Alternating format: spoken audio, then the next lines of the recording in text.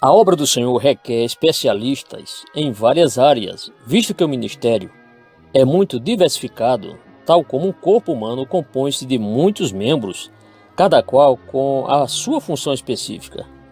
Cada membro tem sua própria função e está dotado para essa função.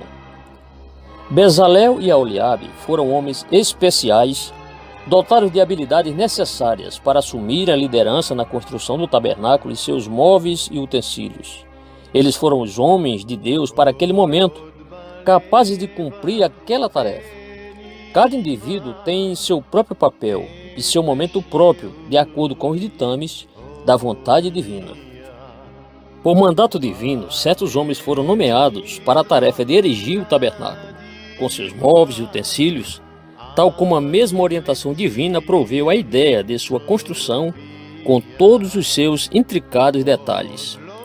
Bezalel, um famoso artífice, filho de Uri, conforme Êxodo, capítulo 31, verso 2, 35, verso 30, 36, versos 1 e 2, capítulo 37, verso 1 e 38, verso 22, ao qual Yahvé encarregou da construção da arca e de outros objetos do tabernáculo no deserto.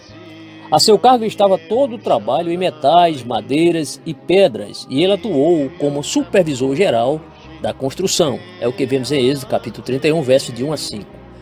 Pertencia à tribo de Judá, descendente de Pérez, através de Esrom e Uri, conforme 1 Crônicas, capítulo 2, verso 5, capítulo 18, verso 20.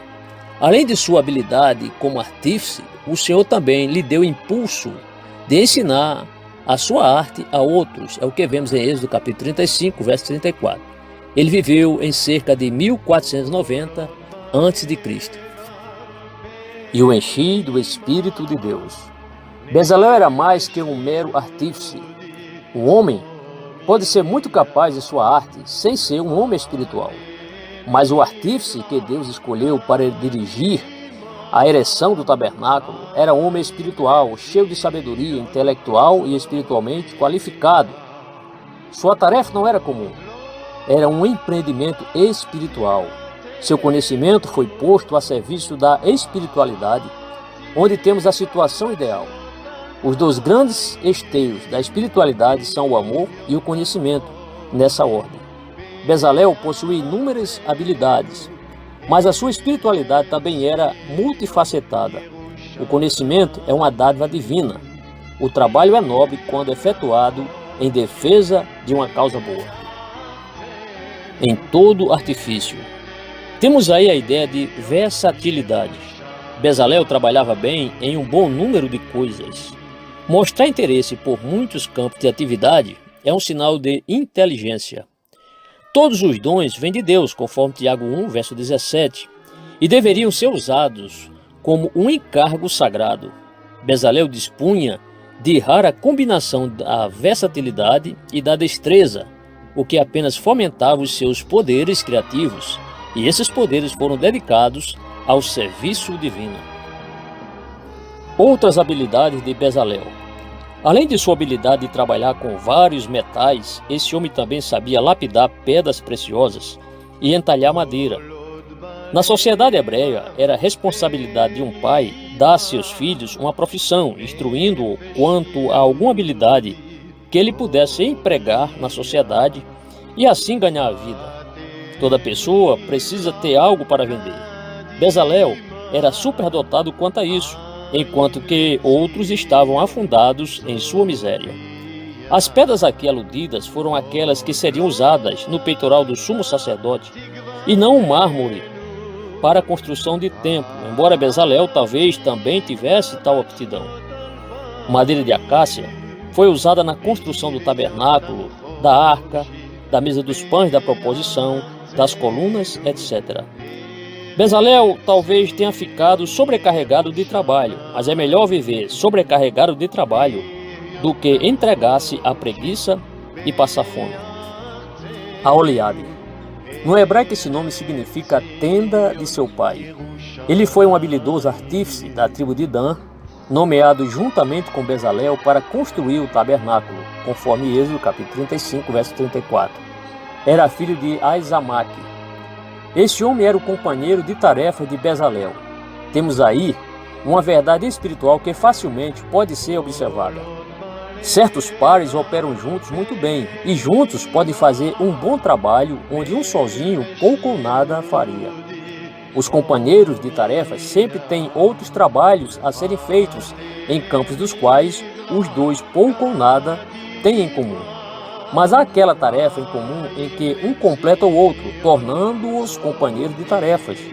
Jesus enviou os seus discípulos de 2 em 2, conforme Lucas capítulo 10.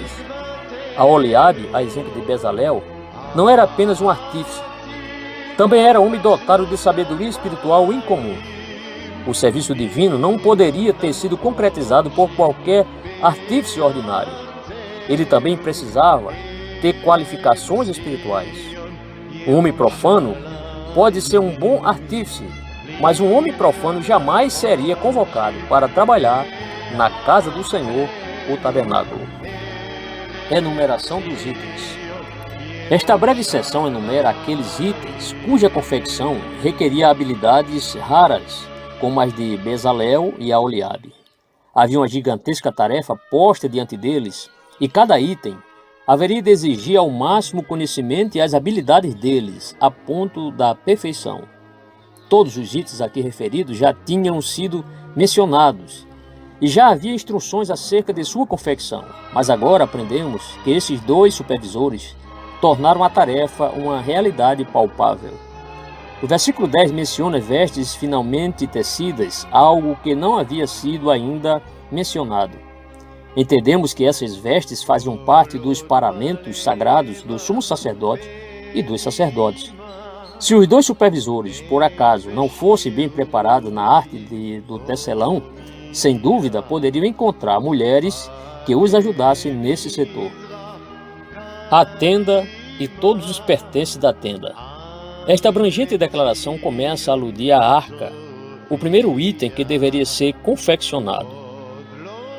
Também foi o primeiro item a ser ungido para o serviço, e somente depois vieram outras peças, como a mesa dos pães da proposição, etc., listado nos versículos 8 e seguintes. O propiciatório, ou seja, a tampa da arca que recebia o sangue do sacrifício.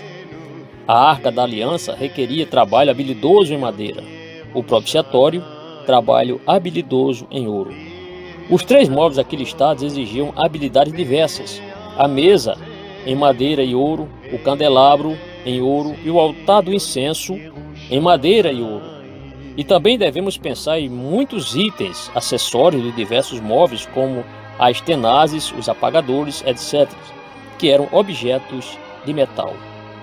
O altar do holocausto também era chamado de altar das ofertas queimadas e exigia habilidade no manejo com madeira e bronze. E também havia acessórios, itens de metal como panelas, pás, bacias, ganchos, braseiros e etc. A bacia de bronze, conforme disse o nome, era feita de bronze. As vestes sacerdotais. Os intérpretes não sabem o que significam as palavras vestes finamente tecidas. As opiniões são variadas. As roupas debaixo dos sacerdotes, panos para embrulhar os instrumentos. A Septuaginta diz aqui vestes litúrgicas, vestes solenes. Mas alguns bons intérpretes pensam que as declarações vestes finamente tecidas e vestes sagradas são referências paralelas a esses mesmos itens, ou seja, as vestes sacerdotais que já foram descritas nos capítulos anteriores. Mas é possível que a primeira dessas expressões indique o vestuário especial de Arão e que a segunda delas aponte para as vestes dos sacerdotes, o que significa que se fazia uma certa distinção entre as duas classes de vestes, vestes do sumo sacerdote e vestes dos sacerdotes comuns. É possível que o trecho de Êxodo 39, verso 41, favoreça esta última interpretação. Havia ainda a questão da composição cuidadosa do óleo da unção. Os 2 artífices supervisores parece que também ficaram encarregados disso, talvez não fazendo o trabalho propriamente dito, mas cuidando para que o perfumista fizesse bem o seu trabalho, seguindo as ordens específicas que tinham sido baixadas a respeito.